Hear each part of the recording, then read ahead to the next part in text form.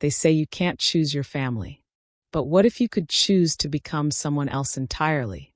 What if you could step into your sister's nightmare and turn it into someone else's hell? Welcome to Tea and Payback, where the tea is hot, the secrets are messy, and karma always finds her way home. Now sit down, pour yourself a cup of tea, let's continue. My name is Maya. I'm 26 years old, and for the past decade, I've been living in a psychiatric facility called Riverside State Hospital. The doctors have fancy terms for what's wrong with me.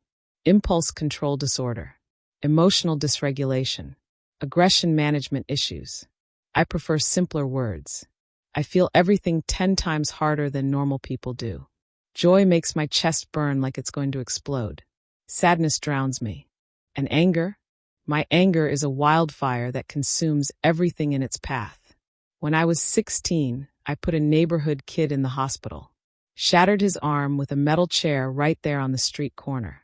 He was dragging my twin sister by her hair, trying to pull her into an alley between two abandoned buildings. She was crying, begging him to stop. Something inside me just snapped. I don't remember grabbing the chair. I don't remember swinging it. I only remember the sound when bone gave way, and the screaming that followed. Not his screaming. Mine. People called me a demon after that. My parents, already struggling to make ends meet, looked at me like I was a loaded weapon they didn't know how to disarm. Within a month, they signed the papers. Riverside State Hospital became my new home. 10 years in a room barely bigger than a closet. 10 years watching the world through barred windows. 10 years of medication that dulled the edges, but never quite touched the core. But I didn't waste those years feeling sorry for myself. Every single day I trained. Push-ups until my arms trembled. Pull-ups using the window bars as my gym equipment. Sit-ups until my core felt like carved stone. Anything to burn off the energy that constantly bubbled under my skin.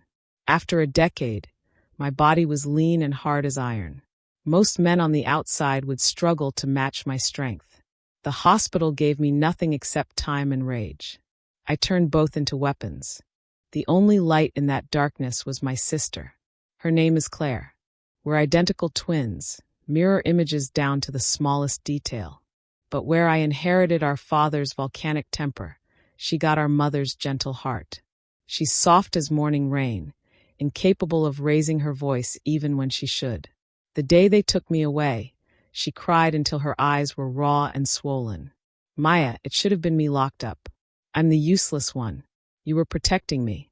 I slapped her. The only time in my entire life I've ever struck her. If you ever say something that stupid again, I'll break out of here and finish the job myself. You have to live, Claire. You have to be happy. Live for both of us. Promise me. She promised. The next year, she came to visit with a man. They were engaged, she said. His name was Marcus Brennan. Tall, decent-looking, the kind of guy who knew how to smile at the right moments. But his eyes bothered me. They moved too quickly, never settling on anything for long.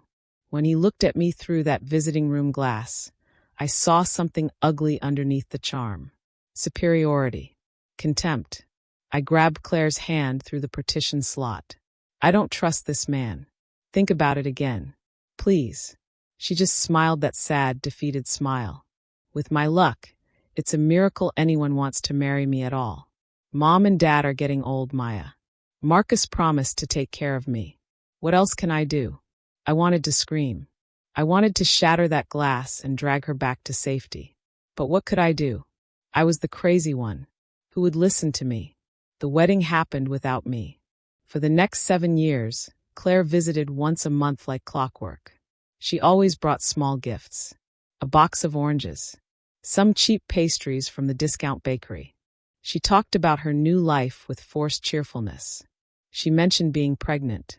She talked about her daughter, Bella. Her voice always tried so hard to sound happy. But I'm Maya, her other half. I knew she was lying. Every visit, she was thinner. The shadows under her eyes grew darker. Her smile became more fragile, like glass about to shatter. She wore long sleeves even in burning July heat, high collars buttoned tight against her throat. When I asked why, She said married women needed to dress modestly. Another lie. She was hiding something. And then came today. I knew something was wrong the moment she walked through that door. The person who entered wasn't my sister anymore. She was a ghost, a walking shadow. Her clothes were threadbare and worn at the edges. Her hair hung limp and lifeless. Her face was gaunt, skin stretched too tight over bones. But what made my blood freeze were her eyes. Those clear, sweet eyes that used to sparkle were gone. In their place were two hollow pits filled with nothing but despair. And beneath her left cheekbone, barely hidden under cheap drugstore makeup, was a dark purple bruise. She tried to smile. "Maya, how are you?" Her voice was a whisper, fragile as dry leaves. I didn't answer. I walked straight up to her and lifted my hand. With gentle fingers, I touched that bruise.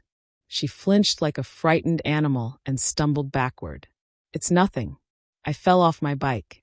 "You fell off your bike," I repeated. My voice came out cold as winter steel. "You fall and only get a bruise on one eye? How exactly does that happen?" She stammered something incoherent, wringing her hands. I looked at those hands. The knuckles were swollen and red. Her nails were broken and scratched. These were hands that had been fighting for survival. The anger started rising inside me like floodwater. I grabbed her wrist. She cried out and tried to pull away, but I held firm. "Why are you wearing long sleeves in this heat, Claire?" "I don't like the sun. I've been feeling weak lately. I yanked her sleeve up. What I saw made the world tilt sideways. Her thin, pale arm was covered in bruises. Old yellowish ones. Fresh purple ones. Red welts and swollen marks.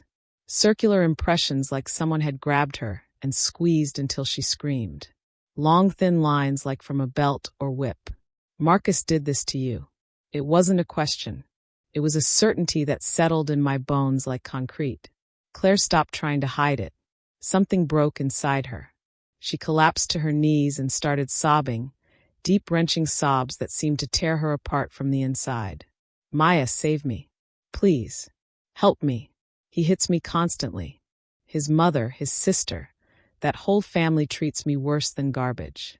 And Marcus, he hits Bella too. He hits our daughter, Maya. She's only 3 years old, and he hits her." That last sentence turned me to stone. Everything went quiet except for the sound of my own heartbeat pounding in my ears. That monster had laid hands on a 3-year-old child. My niece. An innocent baby. I crouched down and pulled Claire into my arms. "Stop crying. Crying doesn't solve anything. Tell me everything. From the beginning to the end. What has he done to you? What has he done to Bella?" And she told me. Every horrible detail. At the beginning of the marriage, Marcus behaved himself in front of our parents. But once Claire moved into his family's house, she discovered what real hell looked like. Marcus was a gambling addict who worked as a warehouse loader for minimum wage. Every night he threw away his paycheck on sports bets and online poker. He burned through their wedding money in 3 months flat. When Claire tried to talk to him about it, he backhanded her across the face. First time, he said, "What would you know, woman? It's my money. I'll do what I want with it." That slap became routine. If he lost money, he hit her. If he won, he hit her anyway, claiming it was her fault he hadn't won more. But the worst part wasn't Marcus. It was his mother, Mrs. Brennan, a cruel and domineering woman who looked at Claire like she was a thief who'd stolen her precious son. She tormented Claire slowly, methodically. If Claire cooked, the food was too salty or too bland. Mrs. Brennan would dump entire pots into the trash and force Claire to start over. If Claire cleaned the house 3 times, it still wasn't clean enough. And that woman made Claire hand-wash the entire family's underwear, including Marcus's sister's. The sister was worse. Her name was Jasmine. She'd gotten divorced and moved back home with her 5-year-old son, living rent-free off her mother. She treated Claire like a servant, left her clothes scattered everywhere, and ordered Claire to wash them. Her son, a spoiled brat named Tyler, tormented little Bella every single day. Took her toys, pushed her down, spit in her food. When Claire tried to stop it, Jasmine came running. Who do you think you are, scolding my son? Your daughter doesn't even have a proper father. Then she actually encouraged Tyler to hit Bella. Go ahead, baby. Spoiled brats need to learn their place. Mrs. Brennan just watched and laughed. And Marcus? I asked, my voice barely human anymore. He looked the other way, Claire whispered. He said women needed to give birth to sons. Having a daughter was useless. And yesterday he came home drunk after losing money. Bella was crying because Tyler was pulling her hair, and Marcus just lost it completely. He screamed at her to shut up. When she cried harder because she was scared, he slapped her across the face. She's 3 years old, Maya. His handprint was on her face. When I tried to stop him to protect her, he dragged me into the bathroom and slammed my head against the sink. I thought I was going to die. The bruises on my arms are from his mother and sister. Instead of stopping him, they joined in. Jasmine scratched me with a comb. Mrs. Brennan shoved dirty socks in my mouth to shut me up. Something inside me crumbled and reformed into something new. Something terrible. I stood up and walked to the small mirror in my room. I looked at my reflection. Then I looked at Claire. We were identical. The same face. The same build. The only difference was that she was dying inside, and I had just been reborn. Sister, I said. My voice was frighteningly calm. You didn't come here for a visit today. You came here to swap lives with me. Claire's eyes went wide with terror. Maya, what are you saying? We're going to trade places. You stay here, and I go out. Starting today, you're Maya, and I'm Claire. No. No. She shook her head frantically. Maya, that place is hell. Those people are animals. You've been locked up for 10 years. You won't survive out there. And what about the paperwork? How would you even get out? I smiled. It wasn't a kind smile. You're wrong, sister. Precisely because I've been locked up for 10 years, I can handle those animals. I've lived with monsters in here. The only difference is mine were locked in cages. Yours are running free. And I'm not escaping. I'm walking out the front door. I pulled her to the mirror. Look, we're identical. Who's going to tell the difference between Claire and Maya? She stared at our reflections, trembling. Listen carefully, I said quickly. Visiting time was almost over. Take off your clothes. I'll take off this hospital uniform. From now on, you're Maya. You're safe in this room. Nobody will hit you or bother you. The doctors and nurses here are good people. Just stay calm. Nod or shake your head if anyone asks you something. They're used to me being quiet. You don't have to do anything except eat, sleep, and read. I've got books here. Use them. Relax for the first time in 7 years. I looked deep into her eyes. You don't have to be afraid anymore. Just wait for me. I'm going to clean up that garbage heap you've been living in. I'm going to make them pay for everything they did. I'm going to get Bella out of their safe. I promise you, sister. Claire's desperate expression slowly shifted. A tiny spark of hope flickered to life. She had nothing left to lose. She nodded. We changed clothes quickly. I put on her worn, threadbare outfit that smelled like mildew and fear and old blood. The rage boiled hotter inside me. I slipped Claire's ID and house keys into my pocket. In the baggy hospital uniform, she suddenly looked very small and fragile. I hugged her fiercely. Don't move from this room. Wait for me. The visiting bell rang. I took a deep breath and walked to the door. The duty nurse glanced up and nodded. Mrs. Brennan, you're leaving now? Have a safe trip home. I forced a trembling smile, exactly like Claire's broken one. The iron door slammed shut behind me with a metallic clang. I walked through the main entrance. Blinding summer sunlight hit my face for the first time in 10 years. The air was thick with car exhaust and city noise and the smell of hot asphalt. But to me it smelled like war. And I was a demon freshly released from her chains. I squeezed the keys in my pocket and smiled. Marcus, Mrs. Brennan, Jasmine, Tyler, I'm coming. The house was buried deep in a dark, winding alley on the east side of Riverside. The buildings were packed together like rotting teeth. Electrical wires tangled overhead like spiderwebs. The smell of sewage and garbage hit me before I even reached the address. I stopped in front of a dilapidated single-story house with a rusted iron gate. This was where my sister had been buried alive for 7 years. My hands shook as I unlocked the door. The inside was chaos. Clothes thrown over chairs. Plates with dried food scraps covered in flies. The floor was sticky with grime. A sour, nauseating smell permeated everything. And then I saw her. Bella. She was sitting in the darkest corner of the house, pressed against an old cabinet. She was painfully thin, her skin pale as paper. She wore a torn dress that was too small, one shoulder ripped open. In her hands she clutched a doll with no head. When she heard the door open, she didn't run toward me. She shrank back and hugged the doll tighter. Her eyes were filled with fear. The child was afraid of her own mother. My heart shattered into 1,000 pieces. I crouched down and forced my voice to be gentle. Bella, sweetheart. Mommy's here. The girl just trembled and stared. Come here, baby. I held out my hand. She hesitated, looking past me as if expecting someone else to appear. And someone did. That trash crawled back already. A sour, malicious voice came from inside the house. Mrs. Brennan shuffled out. She was short and heavy, with gray-tinged skin and a perpetual scowl. She wore loud floral pajamas and waved a hand fan lazily. Where have you been all day, dragging yourself around? Did you go see your crazy sister? She spat on the floor right beside me. Did you bring anything back to this house?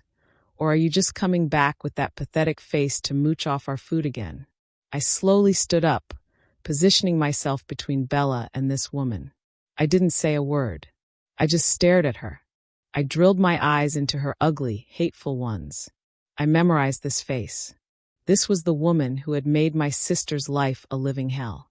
Mrs. Brennan seemed to notice something was different. The daughter-in-law who usually cowered and trembled was standing tall today, daring to meet her eyes. What? What are you staring at?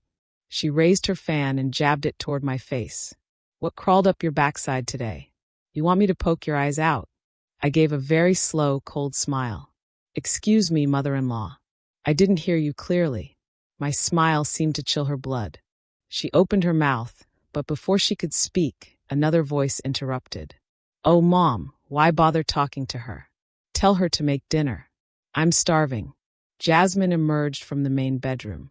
She was just as heavy as her mother, with messy bleached blonde hair and a face full of acne. Behind her waddled a chubby 5-year-old boy with an arrogant expression. Tyler. Tyler saw Bella, and his eyes lit up with cruelty. Hey, you're playing with a doll? Give it to me. He lunged forward and snatched the headless doll from her hands. Bella burst into tears. Give it back. Give it back, cousin. It's mine. I won't give it back. Your toys are mine. Tyler raised the doll and smashed it against the wall. Who plays with this garbage anyway? He turned and shoved Bella hard. Why are you crying? Shut up. If you cry again, I'll really hit you. Bella fell onto the dirty floor, so terrified she stopped crying instantly. Only a choked sob escaped her throat. Mrs. Brennan and Jasmine watched and laughed like it was the funniest thing they'd ever seen.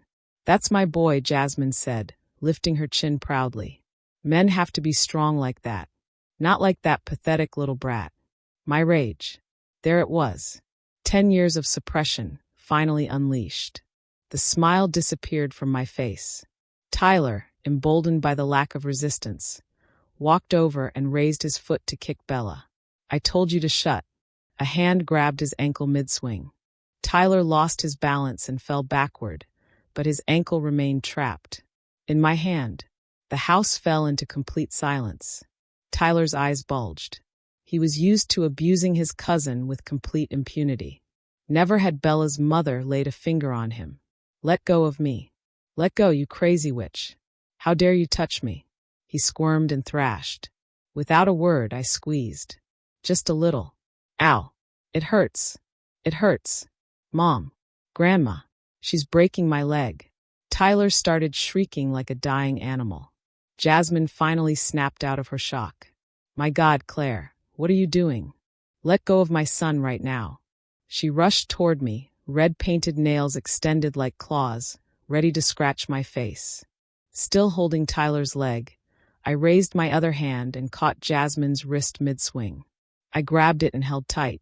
Let go. Let go. Jasmine struggled, but my hand was like a steel trap. Her wrist couldn't move an inch. Sister-in-law, I said in a flat, expressionless voice. You should teach your son better manners. He's a child, yes, but he can't be a spoiled little monster. If he touches Bella again, I squeezed harder. Both Tyler and Jasmine let out cries of pain. Next time I won't settle for just one broken leg.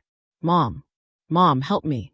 Jasmine screamed, calling for her mother like a child herself. Mrs. Brennan finally reacted.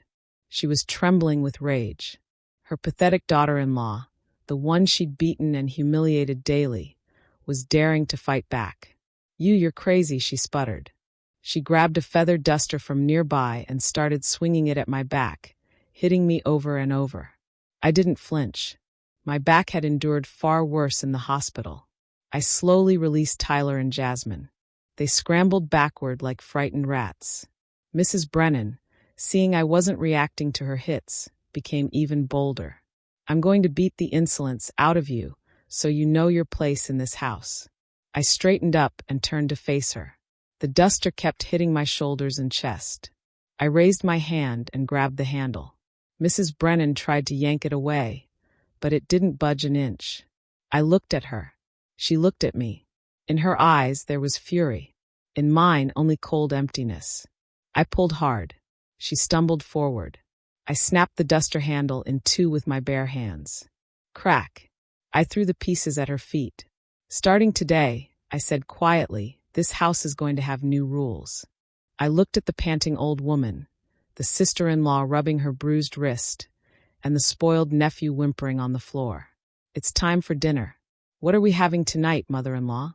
Mrs. Brennan, caught between fear and fury, stammered. The dinner. That rotten fish you brought from the market yesterday. Make a stew with it. Very salty and dry, so we don't waste the money I used to feed your family. There it was. The infamous salty fish stew Claire had been forced to cook and choke down for years. Yes, mother-in-law. I will. I walked into the kitchen calmly. I saw the fish that reeked of rot sitting in a basin. With perfect composure, I cleaned it and set it to boil. I poured half a bag of salt into the pot. I left it cooking until all the liquid evaporated and the fish turned black and charred. The smell of burning salt was unbearable. I set the table. A bowl of yesterday's cold rice, a dish of wilted yellow vegetables, and my masterpiece, the tilapia stew. Mother-in-law, sister-in-law, nephew, dinner is served. Mrs. Brennan huffed and sat down at the table. She grabbed a large piece of fish and shoved it into her mouth. Her face instantly changed color from red to purple. She spat the food out violently. Gah, this is so salty it's going to kill me. You want to poison me? With complete calm, I picked up some vegetables. You told me to make it salty and dry. I followed your instructions exactly. Is it to your liking, mother-in-law? To my liking? She was so furious, she picked up the hot clay pot with her bare hands. I'm going to smash this over your face. Just as she was about to swing it toward me, I slammed the table hard. Boom. The cheap plywood shook violently. Plates and cutlery clattered and jumped. Put it down, I said. My voice wasn't loud, but it made everyone freeze. Mrs. Brennan's hands stopped mid-swing. She stared at me. She saw the eyes of someone who had absolutely nothing left to lose. You're not going to eat. I stood up slowly and walked around the table toward her. If you don't eat, that's wasting food. Do you want me to feed you? A daughter-in-law should be respectful to her mother-in-law, after all. I picked up a large spoon and scooped a piece of burnt fish. Come on, mother-in-law. Open your mouth. This is crazy, she stammered, pushing her chair back. I grabbed her chin with one hand and squeezed. Her mouth opened involuntarily. I shoved the spoonful of fish down her throat. Eat it, I snarled. Taste the flavor my sister had to endure for 7 years. Taste what it's like to respect other people's labor. Mrs. Brennan coughed violently, tears and snot mixing on her face. The hard, salty piece of fish lodged in her throat. She tried to spit it out, but I held her jaw firmly shut. "Swallow," I commanded. Jasmine couldn't watch her mother being treated like this. She forgot her fear and her years of arrogance resurfaced. "Hey, Claire, let go of my mother right now. How dare you?" She ran toward me, ready to claw at my face. She thought I'd be too busy holding the old woman to defend myself. She was wrong. My left hand held Mrs. Brennan's chin. My right hand was free. Without even turning my head, I swung my right hand back in a wide arc. Splat. The sound wasn't like a slap. It was like a piece of meat being hit with a wooden board. Jasmine froze. She staggered. Her massive body spun and crashed into the wall. Her cheek went from pale to deep crimson instantly. It swelled up like a balloon. The imprint of my 5 fingers was clearly visible. Her ears rang. Her eyes were wide with shock and disbelief. She, who had spent her whole life hitting and insulting others, had just been struck for the first time. And by her sister-in-law, the woman she considered garbage. I released Mrs. Brennan's chin. She immediately crawled across the floor and vomited up the piece of fish, gagging and retching. I slowly faced Jasmine.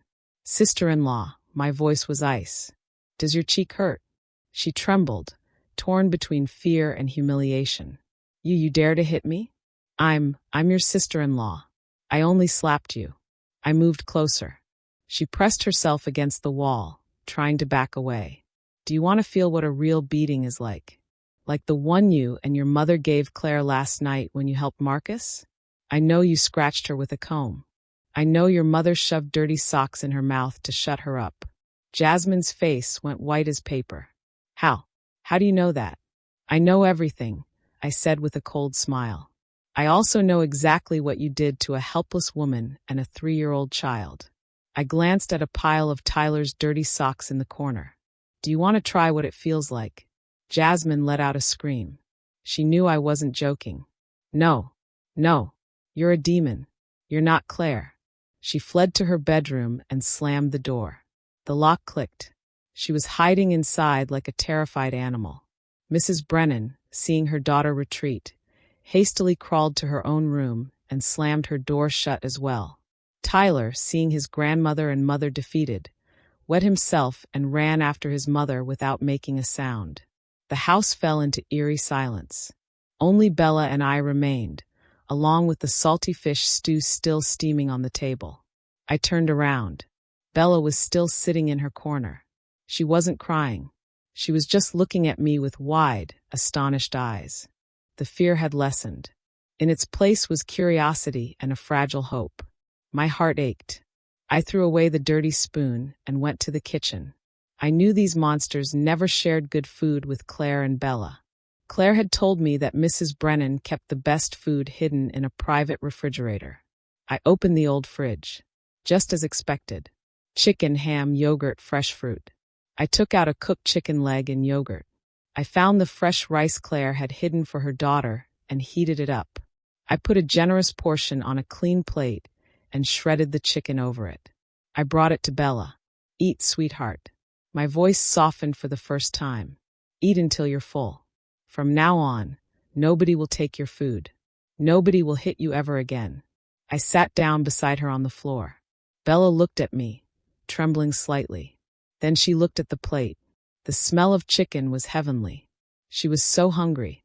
Carefully, she picked up the spoon and took a bite. And then she burst into tears. This time it wasn't fear. She sobbed as she ate, tears streaming down her face. I didn't try to comfort her with words. I just sat there, gently stroking her back in silence. "Eat, little one. Eat it all. Mommy's here now." Bella finished the entire plate and drank the yogurt. When she was done, she looked at me. She hesitated for a moment, then got up and wrapped her small arms around my neck. A weak hug, but it surprised me deeply. "Mommy," the girl whispered. "Mommy's different today." I hugged her back, careful not to squeeze too hard. Mommy just decided not to be afraid anymore. That night I slept holding Bella. The girl slept deeply and peacefully. How long had it been since she'd eaten a full meal and felt safe? But I didn't sleep. I stayed awake, listening to the sounds of the house. I was waiting. Claire had told me Marcus's shift ended at 11 at night. He always came home drunk. At exactly 11:30, I heard the roar of a motorcycle engine in the alley, followed by the screech of brakes and stumbling footsteps. Then a string of slurred curses. Damn it, I lost again. Lost everything. Open the door. Marcus was back. Bella, sleeping in my arms, jerked awake and buried her face in my chest. Shoo, I soothed her. Sleep, baby. Mommy's here. Boom. The front door was kicked open violently. I hadn't locked it. A tall man stumbled inside. He was a head taller than me, reeking of cheap alcohol, cigarettes, and sour sweat. His work clothes were disheveled and greasy. His eyes were bloodshot. This was the demon who had tormented my sister. This was the bastard who had hit his own 3-year-old daughter. Claire, where are you? He yelled, his tongue thick. Where are you hiding?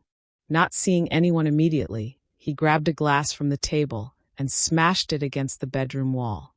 Crash. Glass shards flew everywhere. Bella screamed and started crying. I'm scared, Mommy. I'm scared. Daddy's here. I held her tight. Shh, stay here. Close your eyes and cover your ears. Mommy will be back soon. I tucked her into bed and covered her with the blanket. Don't watch. Don't listen. Mommy will handle this. I left the room and closed the door behind me. Marcus saw me and smiled maliciously. Ah, there you are. Where's my water? I'm thirsty. Get me water now.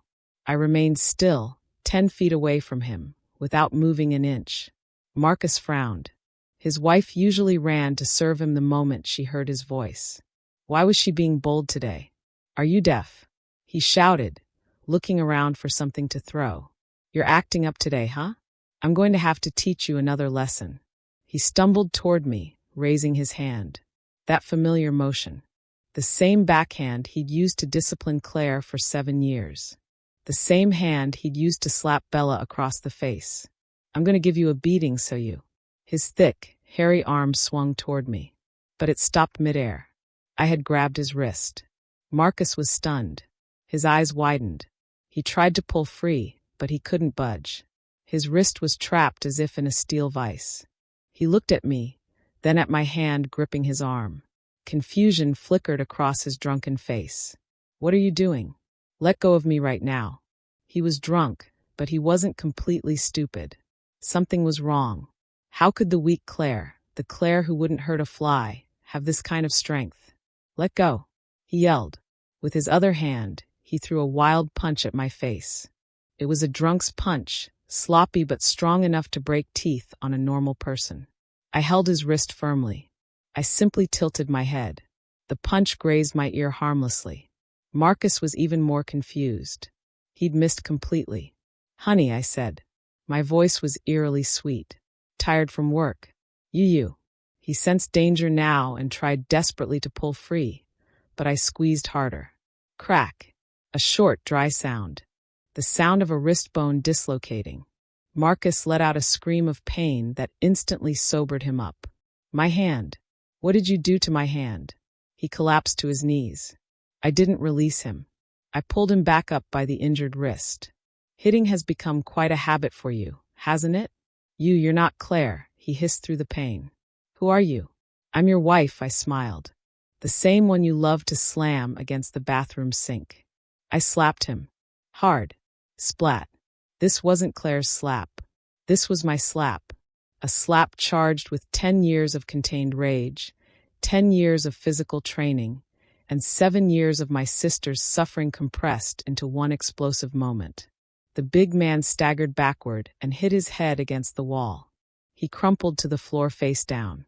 His cheek was already swelling and bleeding. He was completely dazed. A woman had just laid him out. Mom. Jasmine. Help me. He shouted, terrified. Save me. Claire's gone crazy. She's hitting me. From the 2 bedrooms, not a sound. Mrs. Brennan and Jasmine heard him perfectly, but neither dared open their doors. They trembled behind locked doors like cowards. Despite their sons' and brothers' desperate cries, they stayed hidden like rats. Marcus realized no one was coming to save him. The pain, humiliation, and remaining alcohol turned into pure rage. the fury of a man whose pride had been utterly trampled. "You dare to hit me? I'm going to kill you." He staggered to his feet like a wounded animal. He lunged at me, trying to crush me with his body weight. He opened his arms wide to grab me. I sighed. Too slow. I didn't back away. I stepped forward. As he lunged, I ducked low. I grabbed his greasy hair with one hand and yanked down hard. With my other hand, I closed my fist and delivered a powerful blow to his solar plexus. Boom. A dull, wet thud. Marcus folded over at the waist like a broken doll. His eyes rolled back. Saliva and stomach acid spilled from his mouth. He couldn't even scream. He could only gasp with his mouth hanging open, desperately trying to breathe. I was still holding his hair, keeping his head down. "This," I whispered into his ear, "is for Bella." I lifted his head up by the hair and slapped him again. Splat. "And this is for my sister Claire." I dragged him across the floor. He was heavy, but right now he was like a sack of garbage. I dragged him into the narrow, filthy bathroom. "You like slamming your wife's head into the sink, don't you?" I filled the sink with water. I grabbed his hair and shoved his head under the surface. "Refreshing, isn't it, honey?" Marcus writhed like a pig in a slaughterhouse. The dirty sink water bubbled violently. I held his greasy hair firmly. I let him up for 1 second to breathe, then plunged his head back under. "Refreshing?" I whispered again, my voice sickly sweet. "Is the water cold enough? You loved dunking Claire's head under, didn't you? You heard her begging. You saw her desperation. How does it feel now?" Gulp, gulp. He helped. He could barely get a word out before water filled his mouth again. I yanked his head up one more time. His face was pale as death. His eyes had rolled back. Snot, saliva, and filthy water dripped off him. He was trembling uncontrollably. The drunkenness was completely gone, replaced by absolute terror. He looked at me as if seeing a ghost from hell. This big man, who moments ago had been threatening to kill me, was now cowering. And he'd wet himself. The smell of urine filled the small bathroom. I frowned in disgust. Pathetic. I released him. Marcus fell to the bathroom floor, coughing and vomiting. He threw up the alcohol, the food, even yellow bile. I looked down at him with cold contempt, then at my own hands. For 10 years I'd used these hands to read books and do exercises. Now I was using them to take out the trash. I left the man whimpering like a dying dog and walked out of the bathroom. I heard the doors to Mrs. Brennan's and Jasmine's rooms open slightly, then slam shut immediately. They'd seen everything clearly through the cracks. The more they saw, the more terrified they'd become. In the kitchen, I noticed the pot with the salty fish stew that Mrs. Brennan had vomited up earlier. An idea came to mind. A dark idea, but deeply satisfying. Claire had told me that Mrs. Brennan was the ringleader, the mastermind. Marcus was just the muscle, the weapon she wielded. To stop a dog from biting, you break its teeth. But to make a dog stop obeying its master, you have to make it fear and despise that master. I looked around the house. In the corner that Claire called the laundry area, I found a plastic basin full of sour-smelling dirty clothes. Claire hadn't washed the family's laundry since yesterday. On top of everything were Mrs. Brennan's old underwear. A smile spread across my face. I turned the stove back on and put water in a large pot. Using a stick, I grabbed the underwear and dropped them into the pot. I set them to boil. The water bubbled fiercely. A horrible smell began to rise, worse than sewage. Meanwhile, Marcus had crawled out of the bathroom, dragging himself to Mrs. Brennan's door. Mom, help me," he whimpered. "That woman's crazy. Mom, please." The door remained firmly closed. Inside, Mrs. Brennan was trembling with fear. Go away. Go away. Don't come near me. If you're crazy, die alone." Marcus froze in shock. His mother, the mother who'd always protected him, the mother who'd encouraged him to beat his wife, was now abandoning him completely. He turned toward me. He saw me stirring something in a pot on the stove. He didn't understand what I was doing. I ladled out a bowl of the thick, yellowish liquid and placed it in front of Marcus on the floor. Drink. He looked at it confused. What? What is this? Medicine? Yes. Medicine, I said calmly. Medicine to cure abusive husbands. Medicine to cure ungrateful sons. Medicine to cure the sickness of hitting your wife because your mother tells you to. Drink up, honey. He looked at the bowl and sniffed. His face went white as paper. He understood what it was. No. No. You're a demon. He tried to crawl backward. A demon. I laughed. Compared to dunking a woman's head in water, slapping a 3-year-old child in the face, and forcing someone to eat garbage, this is extremely humane. I grabbed his hair and yanked his head back. I told you this house has new rules now. First rule. You reap what you sow.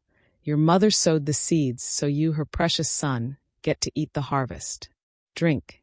I forced his mouth open and poured the awful liquid down his throat. He squirmed and tried to vomit, but I held him firmly. He had to swallow, sip by disgusting sip. The door to Mrs. Brennan's room suddenly flew open. She stood there frozen. She saw her underwear in the boiling pot. She saw her son drinking the water they'd been cooked in. Her eyes rolled back in her head. My God. My God. You. Marcus vomited violently, this time everything, up to the bile and beyond. Mrs. Brennan looked at her son writhing on the floor, then at me standing calmly over him. There was no more malice in her eyes, no more cruelty, only pure primal terror. She stumbled backward and fainted, collapsing in her doorway. Perfect. I looked at Marcus, who was convulsing on the floor. See, your mother fainted from shock. Now crawl into your room and don't make a sound. If I hear even one moan tonight, I'll make you drink the water from that entire basin of dirty laundry. Marcus, using the last of his strength born purely from terror, crawled toward his bedroom like an injured animal. The door closed behind him. The house was finally, blessedly silent. The next morning, the house was quiet as a tomb.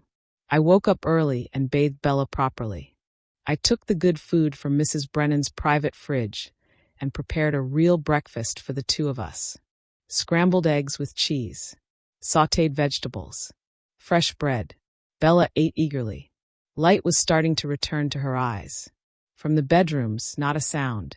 Mrs. Brennan, Jasmine, and Marcus, the 3 demons of yesterday, were hiding like rats. They didn't even dare peek out. Around 9 in the morning, there was a loud, authoritative knock at the door. Who is it? I called. Police. Open the door. I smiled. That was fast. I opened the door. 2 police officers stood there, one older and experienced looking, one younger. They wore serious expressions. The younger officer looked at me, taking note of Claire's fading bruises still visible on my arms and face. Are you Marcus Brennan's wife, Claire? Yes, I am. We received a complaint from Marcus. He's accusing you of brutal assault. Just then, Marcus crawled out of his bedroom. He looked pathetic. His face was swollen and bruised, one cheek purple, his wrist bandaged. He walked with a pronounced limp, exaggerating his pain. Seeing the police, he acted like he'd seen saviors. Here, officers. Look what she did to me. He pointed at his face. She attacked me. She's crazy.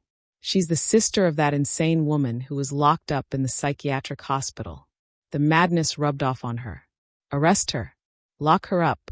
Mrs. Brennan and Jasmine poked their heads out cautiously, adding their support. It's true, officer, Mrs. Brennan said in a quavering voice. She hit her husband, her mother-in-law, and her sister-in-law. She's violent. Jasmine pointed to her still swollen cheek from yesterday. Look what she did to me. The older officer frowned deeply. He looked between the large, heavy Marcus and me, small and thin but clearly strong. Mrs. Brennan, he asked in a serious voice, is what these people are saying true? Did you assault them? I didn't deny it. Yes, officer. I assaulted them. The eyes of Marcus, Mrs. Brennan, and Jasmine lit up with triumph. See, she confessed. Arrest her now. But I continued speaking calmly. I did it in self-defense. My husband, my mother-in-law, and my sister-in-law have been assaulting me for 7 years. Lies, Marcus shouted. When did I ever hit you? I looked directly at the older officer. Officer, he says I assaulted him.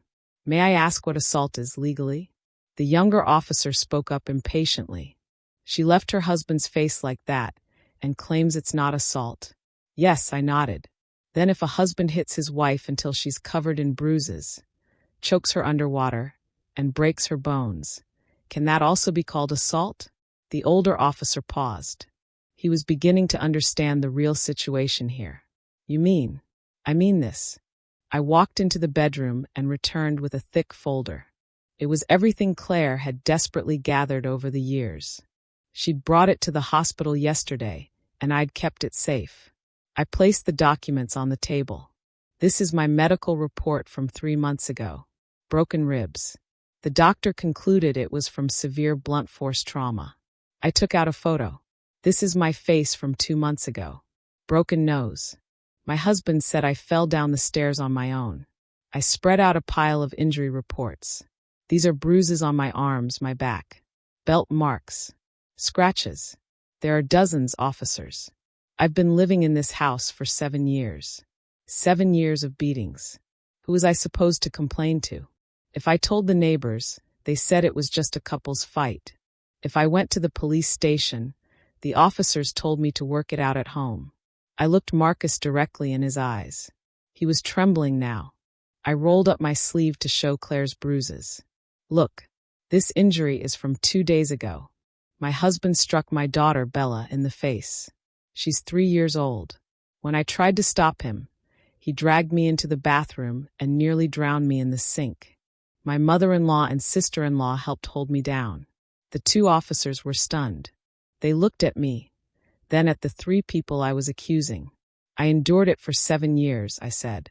My voice was trembling, but controlled. I was playing Claire's role perfectly now. Yesterday my husband came home drunk. He kicked down the door. He threw things. He tried to hit me and Bella again. I couldn't take it anymore. Without thinking, I fought back for the first time. I turned to face the officers directly. I've hit my husband once, but he's hit me thousands of times. I'm asking you, officers. I let emotion creep into my voice.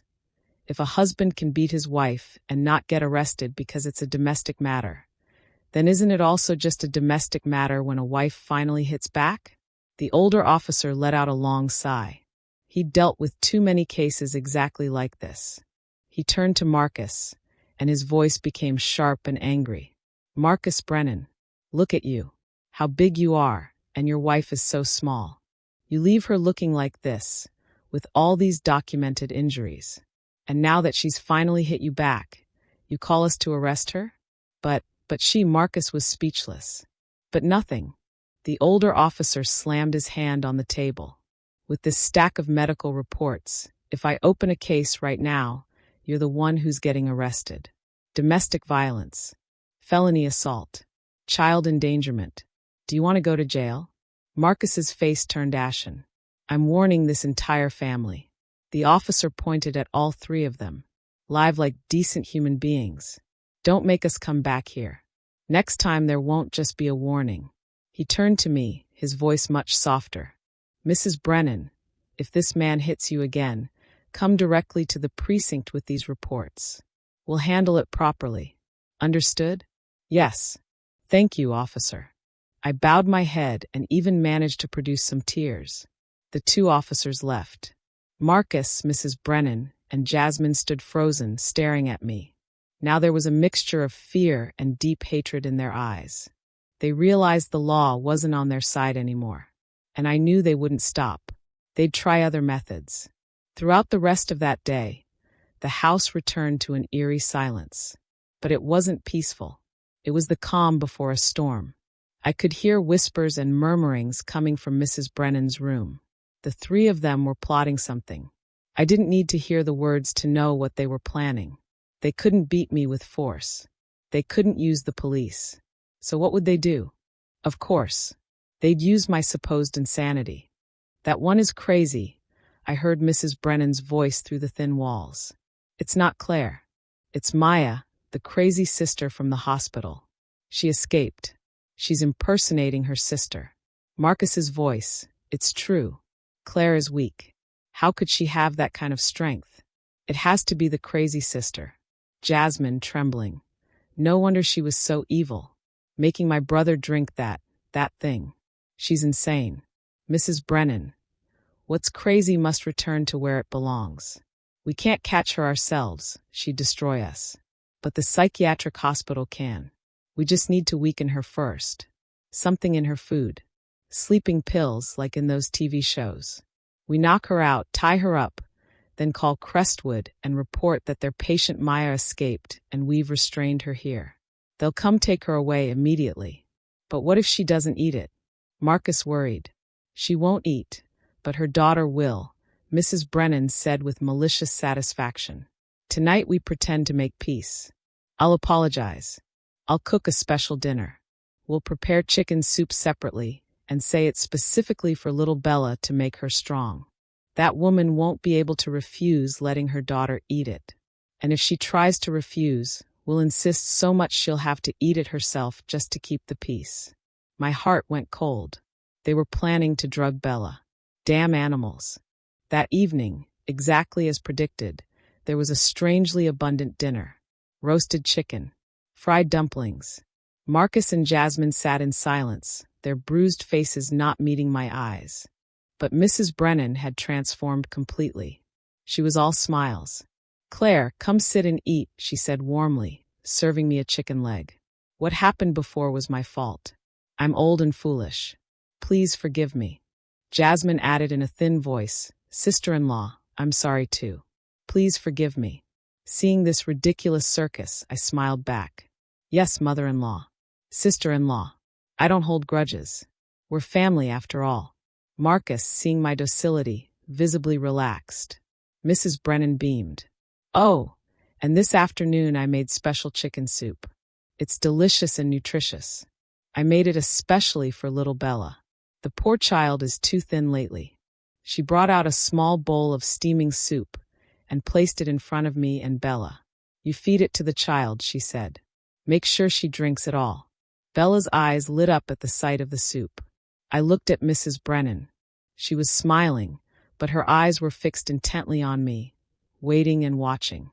I picked up the spoon and scooped up some soup. It looks wonderful. Thank you, mother-in-law. I raised the spoon toward Bella's mouth. She opened eagerly, waiting. I stopped suddenly. Ouch, it's so hot. I'll blow on it first to cool it down. I blew on the spoon, then pretended to lose my grip. Splat. The entire bowl of hot soup spilled onto the floor, splashing everywhere. Oh no, I exclaimed, looking horrified. Mother-in-law, I'm so sorry. How clumsy of me. All that beautiful soup you worked so hard to make. Bella started crying from disappointment. The faces of the three demons changed instantly, from hope to crushing disappointment to barely concealed rage. Marcus clenched his fists under the table. But they couldn't do anything without giving themselves away. No problem, Mrs. Brennan forced out through gritted teeth, her smile twisted and ugly. If it spilled, it spilled. I'll make another batch for you. No need, mother-in-law, I said quickly. I'm already full from all this wonderful food. You eat, and sister-in-law and honey. Eat plenty. Build up your strength. The dinner ended with their plan in ruins. I knew they wouldn't give up. Since they couldn't trick me with poison, they'd resort to force again. That night, I went to bed with Bella in my arms. I didn't sleep. 10 years in the hospital had taught me to stay alert constantly. Around midnight, I heard soft, stealthy footsteps. Creak, creak. The door to my room opened slowly. I closed my eyes and kept my breathing steady, pretending to be in deep sleep. 3 shadows entered. Marcus was in front, holding a thick rope despite his bandaged hands. Jasmine carried duct tape. Mrs. Brennan held a towel, presumably to gag me. They crept toward the bed silently. They thought I was sleeping. They thought I was still the weak Claire. She's sound asleep, Marcus whispered. All 3 lunged simultaneously. Too slow. The instant the rope touched the blanket, I sat up and launched myself forward like a striking snake. I didn't go for Marcus. He was big but useless. I went for the weakest link, Jasmine. I delivered a powerful double kick to her stomach. Boom. Jasmine was thrown backward and slammed into the wall. She couldn't even scream. She collapsed with her mouth open, gasping soundlessly. Mrs. Brennan froze in shock. The towel fell from her hands. Marcus stopped mid-motion, rope dangling uselessly. In one fluid movement, I grabbed the cheap ceramic lamp from the nightstand and smashed it hard across Marcus's head. Crash! Marcus screamed and clutched his bleeding head.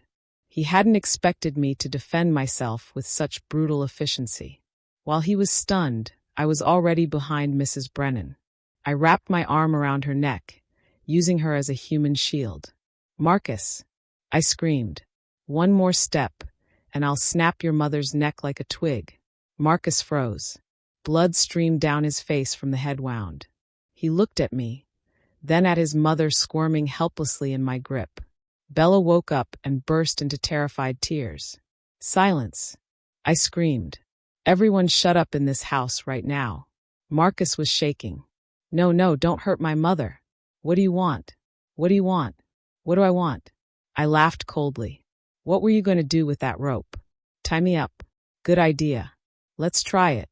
I shoved Mrs. Brennan hard toward Marcus. She fell into her son's arms. I walked closer to them, picking up the rope from the floor. Marcus, covering his bleeding head with one hand and holding his mother with the other, backed away in terror. "You like playing games with rope?" I smiled without warmth. "Okay, I'll play with you." Jasmine finally let out a weak moan from where she'd fallen. Help me." "Shut up," I yelled. "Everyone go to the living room. Right now." I herded them like sheep. The big man, the obese sister-in-law, the wicked mother-in-law. All three terrified, being led by one small, thin woman into the living room. "Sit down." I pointed to the couch. They sat, trembling like leaves. "Marcus," I called his name. He jumped. Yes? You're my husband, right? A husband should sleep with his wife." I smiled coldly. "Get in the bedroom. Now." He didn't understand, but terror made him obey. He stumbled toward our bedroom. I picked up the crying Bella. "Sweetheart, go watch TV with Grandma and Auntie. Don't come into this room, okay?" I left her in the living room and went back into the bedroom. I locked the door from the inside. Now it was just Marcus and me. He backed away until he hit the wall. What are you going to do?" "The same thing you were going to do to me." I grabbed the rope and lunged. Marcus tried to resist, but he was injured, dazed, and his wrists still hurt from yesterday. Using techniques I'd learned restraining violent patients at the hospital, I had him subdued in under 5 minutes. Marcus was tied spread eagle to the 4 corners of the bed. His hands and feet were firmly secured. He could barely move. He could only look at me with wide, terrified eyes.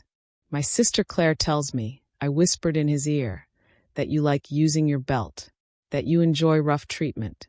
I looked around and found his leather belt hanging on a hook. No, please. I'm sorry. I beg you." The violent man started actually crying and pleading. I didn't care. I grabbed a dirty rag and stuffed it in his mouth. Quiet now. The show's about to begin." I left Marcus tied spread eagle on the bed with a rag stuffed in his mouth, allowing him only muffled, desperate grunts. I turned off the bedroom light. The room went dark. I opened the door and stepped out into the living room. Mrs. Brennan and Jasmine were huddled on the couch like frightened animals. Seeing me emerge, both jerked in fear. "And Marcus?" Mrs. Brennan stammered. What did you do to him?" I put on a terrified expression, playing my part perfectly. "Mother-in-law, sister-in-law, something terrible has happened. Marcus, I tricked him. I tied him to the bed." The 2 women froze, staring at me. I used all my strength. I lured him in and got him restrained. But he's so strong. The ropes are starting to break. I pretended to be panicking. "If he gets free, he'll kill me. He'll kill all of us. Mother-in-law, sister-in-law, please help me hold him down." Mrs. Brennan and Jasmine exchanged glances. They were suspicious but also intrigued. "Is that true?" Jasmine asked cautiously. "You really tied him up?" I nodded frantically. "But I can't hold him much longer. Come help me." He's been saying terrible things. He insulted me, and he insulted both of you too. He said when he breaks free, he's going to beat all of us to death. He's completely crazy right now. The doubt in their eyes slowly transformed into something darker. A malicious gleam. They hated me, yes. But they also resented Marcus and the humiliation he'd brought them. If Marcus was truly restrained and helpless, this was their chance. A chance to vent, to teach him a lesson, to take revenge for their own wounded pride. But I needed to make absolutely sure they understood the situation correctly. Or rather, incorrectly. He tied me up, I said, switching my story. Marcus grabbed me and tied me to the bed. He wants to kill me. Mother-in-law, sister-in-law, help me. He just hit his head, and he's not thinking straight. Now he's looking for a knife. Yes, this version was more believable to them. Mrs. Brennan's and Jasmine's faces lit up with cruel excitement. The daughter-in-law was tied up. The crazy son was looking for a weapon. This was an opportunity fallen from heaven. She's tied up. Jasmine actually sneered. Perfect. Just perfect. Where is she? Mrs. Brennan asked, her hands trembling with anticipation. In the bedroom. Very tight. I can't move at all, I sobbed convincingly. Mom, Jasmine turned to her mother with an ugly smile. It's our chance. Let's beat that demon until she knows her place. Yes, Mrs. Brennan nodded eagerly. She dared to hit me. She made my son drink that filth. She gritted her teeth with pure hatred. Go get something to hit her with. Jasmine ran to the kitchen and returned with a hard wooden stick, a mop handle. Mrs. Brennan grabbed a bamboo pole she used for hanging laundry. The room is dark, I said, my voice trembling. I made sure to sound afraid. Better in the dark, Jasmine said triumphantly. That way she won't even see it coming. The two women, armed and bloodthirsty, headed for the bedroom. I backed away slowly and hid in a shadowy corner of the living room. I pulled out my phone and started recording video. The red light came on, capturing everything. Open the door, Mrs. Brennan ordered. I opened it with trembling hands. Mother-in-law, sister-in-law, please help me, I whimpered pathetically. Help you? Ask for help in hell. The two women charged into the dark room. They saw only the silhouette of a figure tied to the bed, writhing and emitting muffled sounds through a gag. They thought it was me. Die, you crazy witch. Jasmine was first to strike. She raised the mop handle and began beating the figure on the bed with all her might.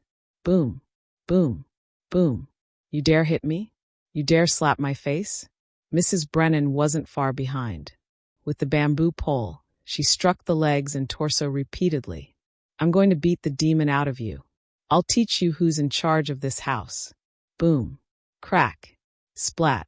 The sounds of wood against flesh, against bone. I think I actually heard ribs cracking. Marcus, gagged, could only make choked noises. MMPH, MMPH.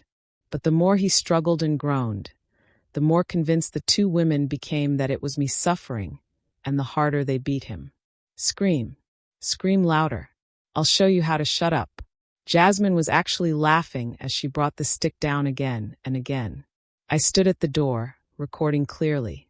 Every blow, every curse, every second of it captured in perfect detail. After about 5 minutes of relentless beating, I noticed Marcus had stopped moving. He just lay there, completely still. That was enough. I calmly walked in and flipped the light switch. The cold fluorescent light flooded the room. Mrs. Brennan and Jasmine stopped mid-swing, sticks raised. They blinked in the sudden brightness. And then they saw clearly who was tied to the bed. It was Marcus, their son, their brother, bloody, barely conscious, gagged. Ah! Jasmine screamed first. She dropped the stick and backed away, her face draining of all color. Mrs. Brennan was frozen in shock. She looked at Marcus, then at me standing calmly at the door with my phone raised. The red recording light was still blinking. You beat him very well, mother-in-law, I said with a cold smile. Very enthusiastically. I have it all recorded. You and your daughter just committed aggravated assault with weapons against your own son and brother. Organized crime. Premeditated violence. I held up the phone so they could see the screen. With this video, I could say that Marcus kidnapped me, and you two were trying to rescue me but mistook the person in the dark. Would the police believe that story? I tilted my head thoughtfully. Or should I tell them the truth? That you both beat him intentionally because you hate him? Mrs. Brennan staggered and collapsed. This time she didn't faint. She lost control of her bladder. The room filled with the acrid smell of urine. On the bed, Marcus let out a weak, pitiful moan through his gag. I put the phone back in my pocket and patted Jasmine's pale, tear-stained cheek. Sister-in-law, if you're finished beating your brother, you should probably call an ambulance. I think you broke some of his ribs. Jasmine was shaking violently. You ordered us. You set us up. You trapped us. Set you up. I laughed. That's true, I did trap you. But I asked you to come help me hold Marcus down. I never told you to bring weapons. I never told you to beat him half to death. You did that entirely on your own. With great enthusiasm, I might add. I turned to Mrs. Brennan, still sitting in her own puddle. Mother-in-law, so what now? Should I call the police first, or the paramedics? I didn't wait for an answer. I pulled out my phone again. First, I called the police. Hello, this is Claire Brennan from East Side Maple Street. I need to report an emergency. A serious assault just occurred in my home. The victim is my husband, Marcus. The attackers are his own mother and sister, Mrs. Helen Brennan and Jasmine Brennan. They beat him with sticks. I think they broke his bones. Please come quickly. I'm afraid they'll kill him. I hung up. The two women stared at me in absolute horror. Then I called 911. Hello, I need an ambulance at this address immediately. The patient has suffered a severe beating. I suspect broken ribs and possible head trauma. After ending the call, I dragged a chair to the center of the living room, positioned it right where I could see both the bedroom and the front door, and sat down. I crossed my arms and waited calmly. Mrs. Brennan finally reacted. She started screaming. Crazy woman. Demon. You've ruined my family. She tried to lunge at me, but I simply held up my phone. Hit me too, mother-in-law. Hit me and make it a complete set. That way when the police arrive, they can take all of you together in one trip. She stopped mid-lunge. Jasmine staggered back into the bedroom and shook Marcus desperately. Brother, wake up. Don't scare me. Brother. Sirens wailed in the distance, getting closer. A police car and ambulance arrived almost simultaneously. The narrow alley was illuminated with flashing blue and red lights. Neighbors who'd grown accustomed to screams from this house peeked out curiously. The same two officers from before appeared, this time with backup. Who is Mrs. Brennan? The older officer asked seriously. That's me. I stepped forward calmly. What happened here? Another domestic incident? No, officer. I shook my head. This time I didn't do anything. They fought among themselves. The paramedics rushed inside with their equipment. When they shone their flashlights on Marcus still tied to the bed, even they were stunned. The big man was now a broken, bloody heap. What happened here? The younger officer exclaimed, horrified. Who tied this man up? I did, I said calmly. He tried to attack me, so I restrained him in self-defense. That part is true. And after you tied him up? Nothing. I simply went and asked my mother-in-law and sister-in-law to help me. I told them Marcus was restrained and asked them to come assist. Lies. Jasmine screamed from inside the room. You tricked us. You said you were tied up. I shrugged. She can say whatever she wants now. I have proof. The officers untied Marcus. One of them checked his condition and spoke grimly. He's in serious shape. At least 2 broken ribs. Possible internal injuries. Head trauma.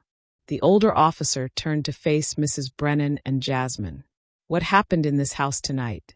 She tricked us, Mrs. Brennan wailed. She's a demon. She escaped from a mental hospital. She tricked us into beating my son. Officer, she's making accusations, I said calmly. But would you like to see what actually happened? I turned on my phone and played the video.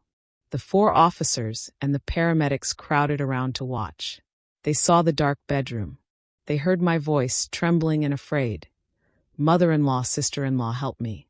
And then they heard the two women's vicious curses. Die, you crazy witch. You dare hit me? I'll show you. They clearly saw Jasmine beating mercilessly with the mop handle. They saw Mrs. Brennan striking without mercy with the bamboo pole. Over and over and over. The older officer's face went from serious to ashen.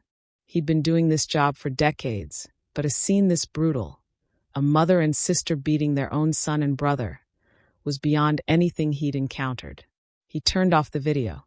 Enough. He faced the two women with an expression of cold disgust. Mrs. Helen Brennan. Miss Jasmine Brennan. We have video evidence. We also have the victim's testimony, if he survives. Both of you need to come with us to the station for questioning. Now. I'm not going. I'm innocent. Jasmine squirmed. She tricked me. Whether you're innocent or not, you'll explain that at the station, the younger officer said, pulling out handcuffs. Officers, assist me. Mrs. Brennan, seeing the handcuffs, went pale and fainted again. For real this time. The older officer sighed. Is she faking? No problem, one of the paramedics said. We'll load her in the ambulance and wake her up. When she comes to, bring her to the station. It was absolute chaos. Jasmine was dragged away screaming and cursing, making a scene that woke up the entire neighborhood. Mrs. Brennan was loaded onto a stretcher like a sack of potatoes. Marcus was rushed to the hospital in critical condition. Neighbors whispered and pointed. My God, at the Brennan house, the mother and daughter beat the son. How barbaric. And the daughter-in-law was so kind and quiet all these years. Karma, that's what it is. Pure karma. I stood at the door holding Bella, who'd fallen asleep at some point during the chaos, exhausted from crying. I watched them all being taken away. The little girl stirred slightly in my arms. I stroked her hair gently. Justice, I whispered to her sleeping form, sometimes works exactly as it should. The next morning, the house was eerily silent for the first time in 7 years. Marcus was in the hospital.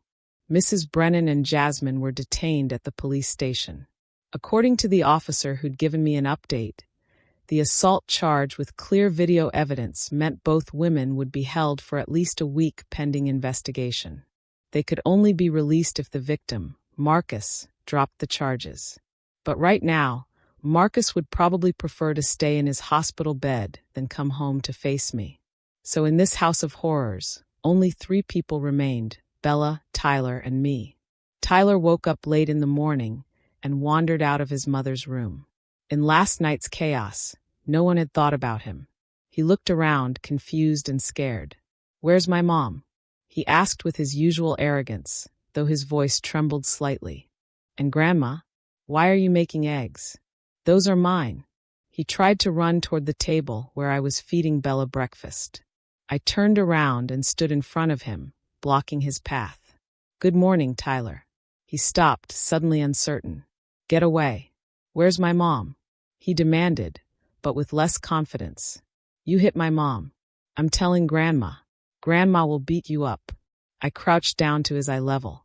Tyler, listen to me very carefully. I didn't use the fake nephew anymore. My tone was firm but not cruel.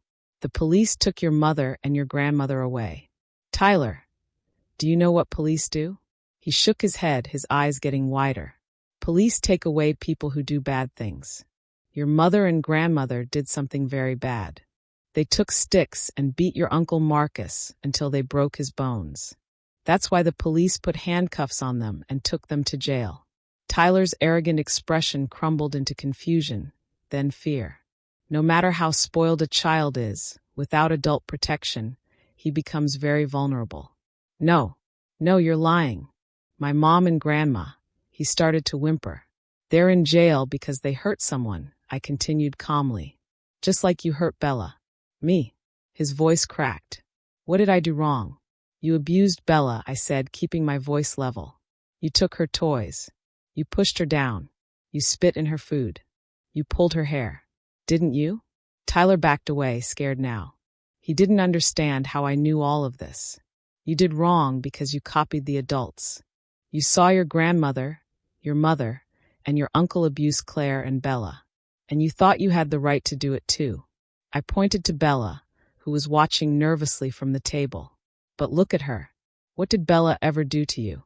She's smaller and weaker than you. Why did you hurt her? Tyler went silent and lowered his head, his lip trembling. Your mother and grandmother are in jail for doing bad things. Do you want the police to take you away too? Do you want to go to jail? No. No.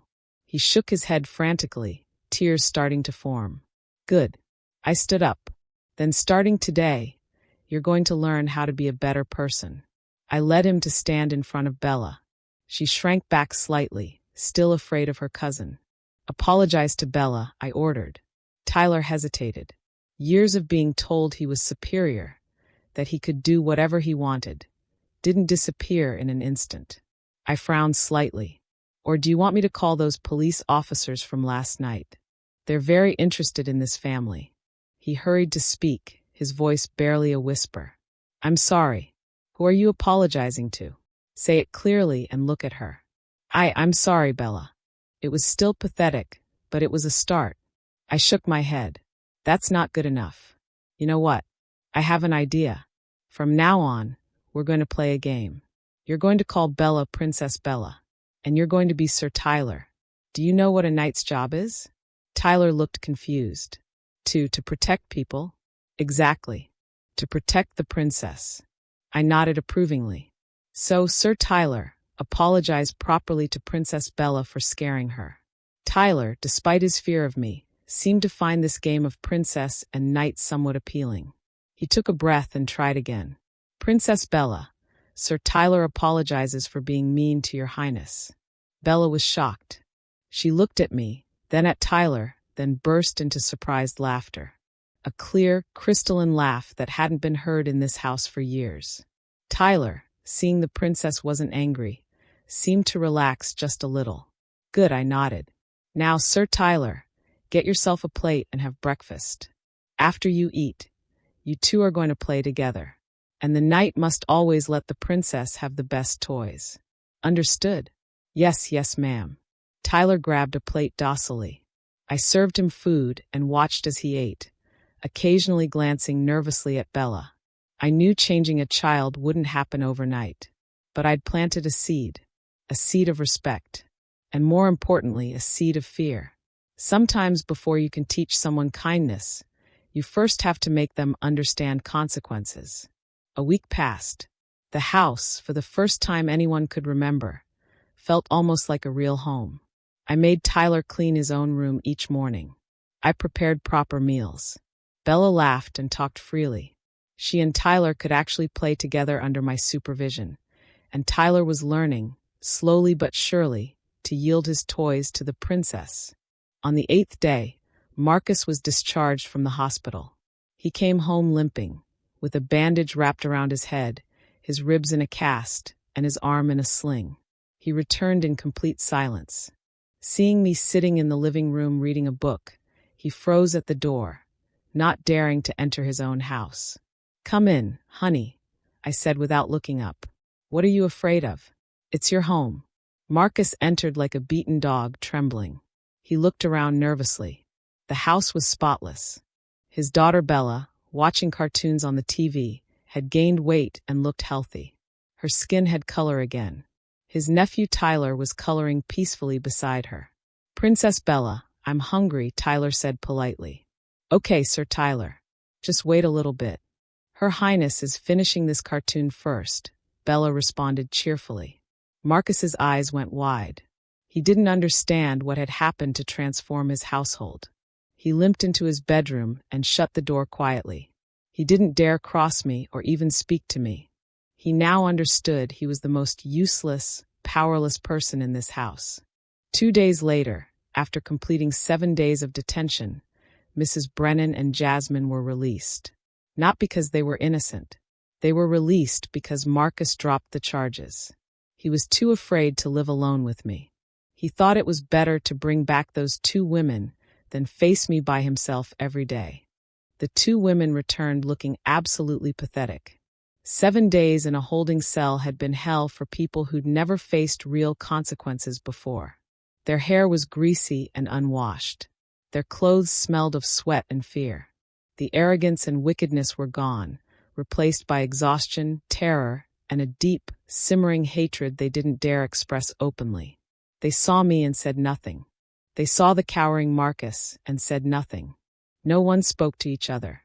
This family was completely, irreparably broken. That night, I was tucking Bella into bed when the door to my room opened. Marcus, Mrs. Brennan, and Jasmine entered together, moving slowly. I put a finger to my lips. Shh, the child is sleeping. I walked out to the living room and sat down calmly. What do you want? The three of them exchanged glances. And then something happened I never expected. Mrs. Brennan knelt down on the floor. Mom! Marcus and Jasmine exclaimed in shock. Shut up, she snapped at them. She raised her head and looked at me. Her eyes were filled with weariness, humiliation, and desperate pleading. Claire, or Maya, I don't care who you are anymore. I'm begging you. I'm imploring you. Please. Jasmine, seeing her mother kneel, burst into tears and dropped to her knees as well. Sister-in-law, I'm begging you. Please save this family. Marcus, with his broken ribs, couldn't kneel properly, but he bent over as far as his injuries allowed. Forgive me. I'll give you a divorce. Whatever you want. Please just leave. We'll give you whatever you want. But please, please go away. The entire family that had tormented my sister for 7 years was now on their knees, begging me to disappear from their lives. Seeing them grovel, I felt more emptiness than satisfaction. Almost pity. Almost. All right, I said calmly. We'll divorce. Hearing that word, all three of them visibly sighed with relief, like death row inmates receiving a last-minute pardon. Mrs. Brennan said quickly, yes, divorce. Tomorrow we'll arrange all the paperwork. You pack your things and go. I should go. I raised an eyebrow. Mother-in-law, do you really think it's that simple? I stood up and started pacing slowly. My sister Claire married into this house 7 years ago. 7 years of working like a slave. 7 years of beatings and insults. Her daughter Bella, only 3 years old, has been slapped, starved, and terrorized. And now you think a simple divorce makes everything disappear? So what do you want? Marcus asked, his voice shaking. Money. Is it money? Yes, I said firmly. Let's settle this cleanly with money. We're no longer family after this. Consider it severance. I held up 3 fingers. First, child support. Bella is 3 years old. Claire will raise her until she's 18. That's 15 years. You're the father. You have a responsibility. How much? Marcus's voice was barely audible. Claire doesn't ask for much. $2,000 per month for food, education, and medical expenses. $2,000 per month, 12 months a year for 15 years. That's $360,000. Let's round down and make it $300,000, paid in one lump sum. $300,000? Jasmine actually screamed. You're a thief. Where would we get that kind of money? I ignored her and raised a second finger. Second, marital assets. When Claire married Marcus, my parents gave her $80,000 as a dowry. Claire gave every penny to you, mother-in-law, to help with the mortgage on this house. Now that they're divorcing, that money needs to be returned.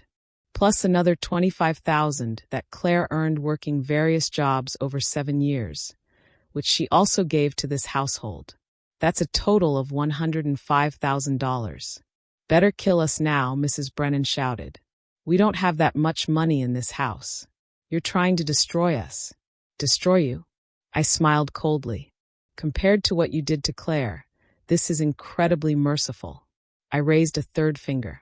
And finally, compensation for pain and suffering. 7 years of assault, choking, broken bones, inhuman insults and degradation.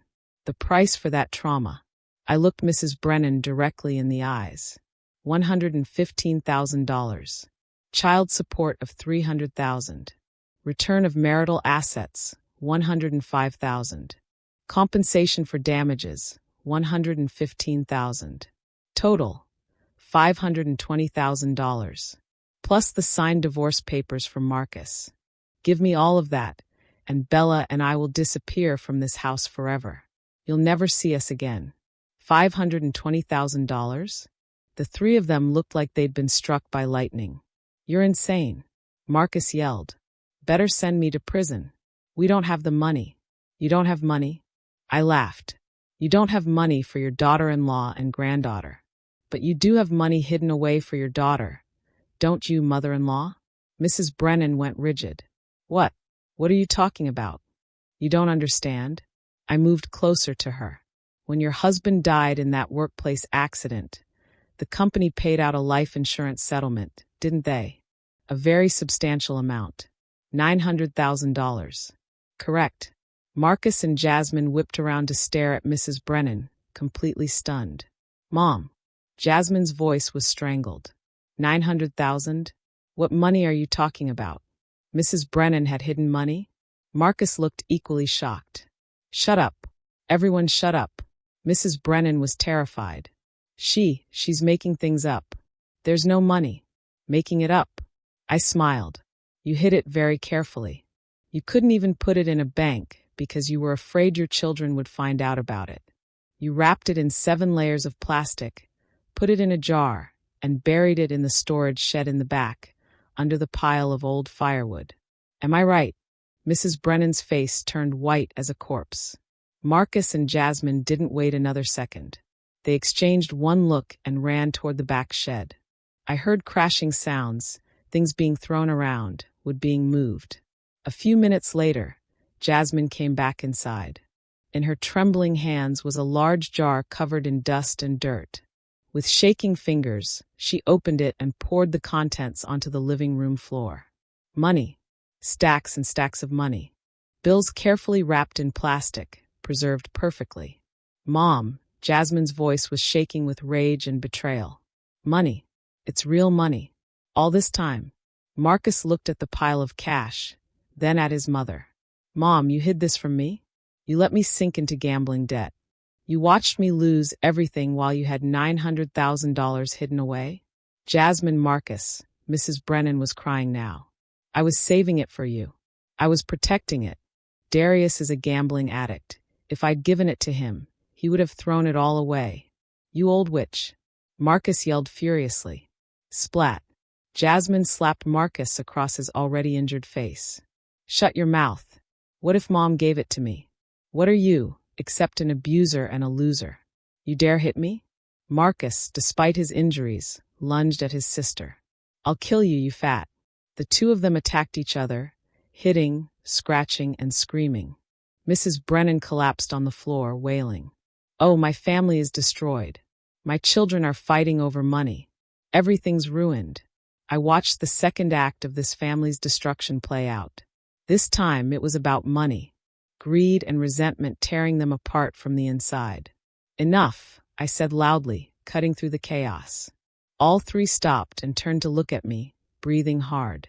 I pointed at the pile of money on the floor. $520,000. I'm giving you 3 days to get it together. Prepare the cash and the divorce papers signed by Marcus. If you do, I'm gone forever. I held up my phone, the same one with the video. Otherwise, this recording of mother-in-law and sister-in-law beating Marcus, plus this whole sordid family story, goes viral. I'll send it to every neighbor on this street. I'll post it online. I'll take it to the local news station. Everyone will know what kind of people you are. The choice is yours. 3 days. 3 days later, I received exactly $520,000 in cash, neatly packed in a worn suitcase. The divorce papers were signed by Marcus, official and legal. The three of them stood before me with fresh bruises on their faces. It was clear the fight over the remaining money after my share had been intense and violent. Here's the money. Here are the papers, Mrs. Brennan said in an exhausted, defeated voice. Now disappear from our sight. Forever. Without a word, I counted the money carefully and examined the divorce documents. Everything was in order. I went to the bedroom and gathered Bella's things, which I'd already packed the previous day. One small suitcase with her clothes, her few toys, and some books. Bella, I picked her up in my arms. Say goodbye to this place, sweetheart. We're going to find your real mommy now. Bella, though confused, seemed happy. She hugged me tightly. Yes, let's go find Mommy Claire. I picked up the suitcase full of money in one hand, held Bella with the other, and walked out of that house of horrors. I didn't look back, not even once. I stopped at the gate and took one breath of fresh air. Free air. Air that didn't smell like fear or violence. I hailed a taxi. Driver, take us to Riverside State Hospital. I walked through the familiar entrance of Riverside State Hospital, carrying Bella and the suitcase. The same smell of disinfectant. The same white walls. But today I wasn't the crazy patient who'd escaped. I was a free woman coming to collect what was mine. I headed toward the ward where I'd spent 10 years of my life. But I encountered an unexpected scene in the common room. There were flowers everywhere. A cake on the table. The hospital director and several nurses were gathered around someone, smiling and congratulating them. It was Claire. She was wearing the patient uniform, but her face was radiant, genuinely smiling. She was talking to people, thanking them, looking healthy and at peace. Congratulations, Maya, the director was saying, shaking my sister's hand. It's absolutely remarkable. A miraculous recovery. Your psychological evaluations came back completely normal. All your markers are stable. You're no longer displaying any symptoms. Claire saw me. Her eyes filled with tears. She ran and wrapped her arms around me and Bella. Maya, you came back. And my baby girl. She kissed Bella's face over and over while the little girl giggled with delight. Mommy, you look so pretty. I stood there, momentarily frozen. Sister, what's going on here? The director walked over, beaming. Ah, you must be Claire, Maya's twin sister. You're absolutely identical. He turned to me with pride in his voice. I have wonderful news. Your sister Maya is completely cured. Cured? I managed to say. Yes. Last week we conducted our routine psychological evaluation, and Maya participated. She passed with excellent scores across the board. All her psychological indicators are stable and healthy. She communicates well. Her emotions are regulated. She's no longer experiencing any of the symptoms that brought her here. We observed her for another week just to be certain, and she's remained consistently stable. We're processing her discharge paperwork right now. As of today, Maya is officially no longer a patient. She's completely free. I looked at Claire. She gave me a subtle wink. And suddenly I understood everything. Claire, my gentle sister, was never actually crazy. She'd been suppressed by fear and trauma her entire married life. When she entered my safe hospital room and finally stopped receiving beatings and insults, she could be herself for the first time in years. She could breathe. She could think clearly. She could sleep without terror. And when the doctors evaluated her as Maya, they found a completely normal, healthy woman.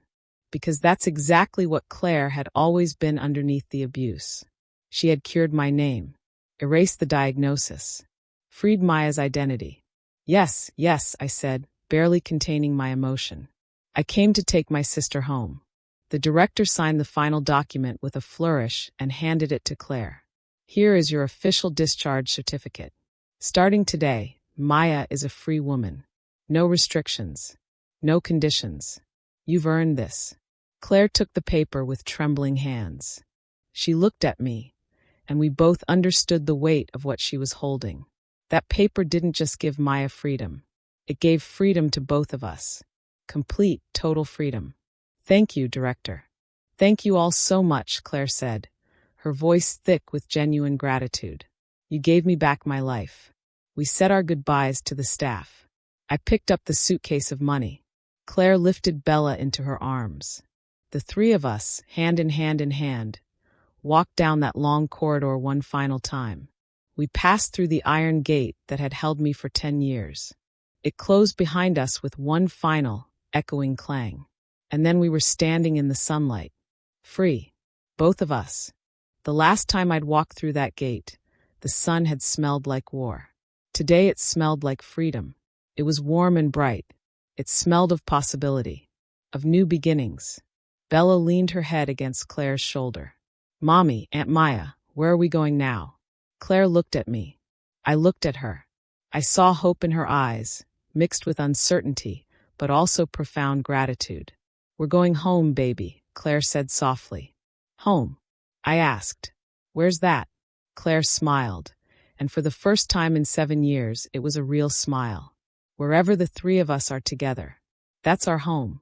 I laughed, a genuine laugh that felt strange after so long. You're right. But first, we need a place to wash up and sleep. A clean place. A safe place. I hailed a taxi. Sir, take us to the best hotel in the city. We rented a large suite with pristine white sheets, a deep bathtub, and windows that looked out over the city. When the door closed behind us, separating us from the rest of the world, Claire finally let go. She put Bella down gently, then collapsed on the bed and burst into tears. Deep, wrenching sobs that seemed to pour out 7 years of accumulated pain. 7 years of humiliation, beatings, and fear that had settled into her very bones. I sat beside her and held her without speaking. Bella, with her small arms, hugged both of us. Mommy, don't cry. Aunt Maya and Bella are here now.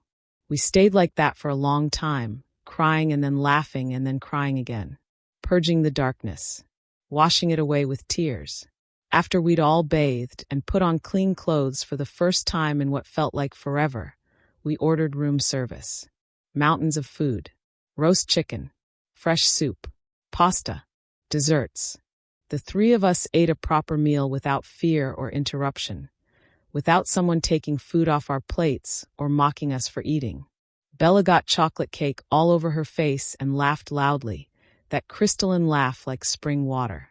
Her joy cleansed the last shadows from our hearts. That night, I placed the suitcase on the table and opened it. $520,000.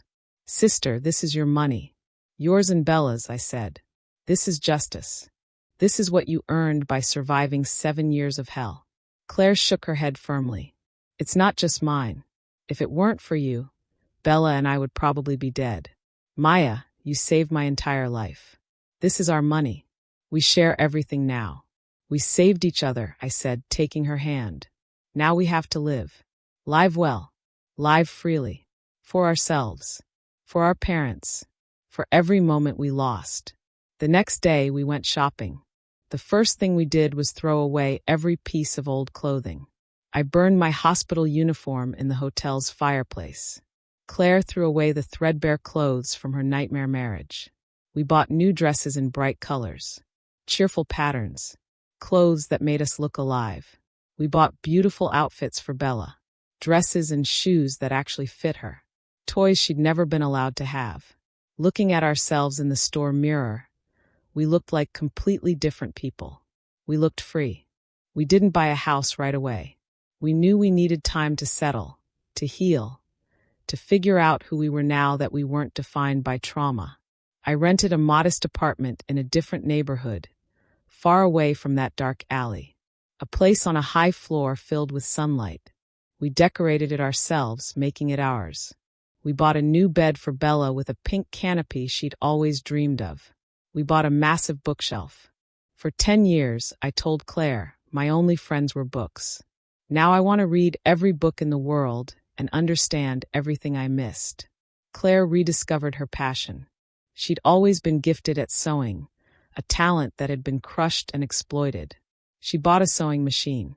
She started making dresses for Bella, curtains for our windows, beautiful things that made our small home cozier every day. Bella started attending preschool. She was shy at first, flinching when other children approached her. But slowly, carefully, she began to bloom. She made friends. She laughed during playtime. She was learning what it meant to be a normal, happy child.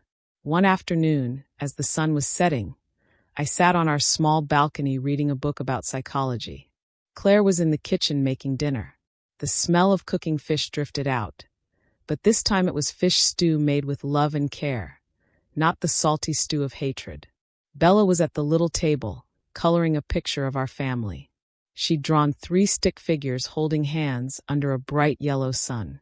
Claire brought out a plate of cut fruit and sat beside me. What are you reading? A book about trauma recovery, I said. About how people heal. Are you still angry? She asked cautiously. About the 10 years? About everything? I closed the book and looked at the glowing sunset. Yes, I'm still angry. Angry at that family. Angry about the years I lost locked away. Angry about what they did to you and Bella. But I turned to face her. That anger doesn't burn me alive anymore. Now it's like a small fire that keeps me warm. A reminder of how strong I was. How strong we both were. And a promise that I'll never let anyone hurt us again. Claire smiled, her eyes shining. Maya, you don't need to be crazy or strong all the time anymore. Here, you can just be Maya. Just my sister. I nodded slowly, letting that truth sink in. You're right. My so-called madness was never a disease. It was resistance. It was refusing to accept injustice. The real madness was in that family. In those soulless people who thought they could break us. We didn't run from madness, I continued quietly. We escaped from a cage full of animals who'd convinced the world that we were the dangerous ones. I looked at Claire smiling peacefully beside me, at Bella humming while she colored, at our small but safe home filled with light. 10 years in darkness, I said softly, waiting for a single sunrise. It came late, but God, it's beautiful. You know, people called me crazy for years. They locked me away because I felt too much. Because my anger couldn't be controlled or medicated into submission. They thought that made me dangerous. That made me wrong. That made me less than human. But sometimes feeling too much is the only thing that keeps you human. If I hadn't felt every bit of my sister's pain as if it were my own, if I hadn't let that pain burn inside me until it became something powerful, maybe I never would have had the courage to act. I didn't just fight for Claire. I didn't just fight for little Bella. I fought for every woman who's ever been silenced. Every person who's been told to endure. Every soul who's been beaten down and told that suffering in silence is strength. They were wrong. Silence isn't strength. Speaking up is strength. Fighting back is strength. Refusing to accept cruelty as normal is strength. Looking back now, I understand that strength isn't about how hard you can hit someone. It's about how deeply you can love, even when that love comes with unbearable pain. It's about refusing to let fear control your life. It's about becoming the storm when necessary so that others can finally see daylight. I'm not ashamed of what I did. Not one bit. Because for the first time in her life, Claire can wake up without fear. For the first time, little Bella can laugh instead of flinching at shadows. For the first time, that house of horrors is behind us and we're building something new. Something clean. Something ours. Maybe justice doesn't always wear a uniform or carry a badge. Maybe sometimes justice wears your face. The face of someone who's had enough. The face of someone who loves too much to stand by and watch anymore. If there's one thing I learned, it's this. No one deserves to live in silence. No one deserves to accept abuse as their fate. You can stay quiet and let the pain devour you slowly. Or you can stand up, even if you're shaking, even if you're terrified, and say those two powerful words. No more. The moment you do that, the world starts to shift. Even if it's just your small corner of it. Even if it's just for one person. That shift matters. That shift changes everything. So if my story reached you today, if something in these words resonated with the part of you that's been hurt or scared or silenced, then listen carefully. You are not weak. You are not broken. You are not crazy for feeling too much or for refusing to accept what others call normal. You are surviving. And survival, real survival, sometimes requires becoming someone you never thought you'd have to be. Sometimes it requires becoming the demon they always said you were. And you know what? That's okay. Because on the other side of that transformation is freedom. Real, genuine, hard-won freedom. We made it. Claire, Bella, and I. We made it to the other side. And if we can do it, so can you.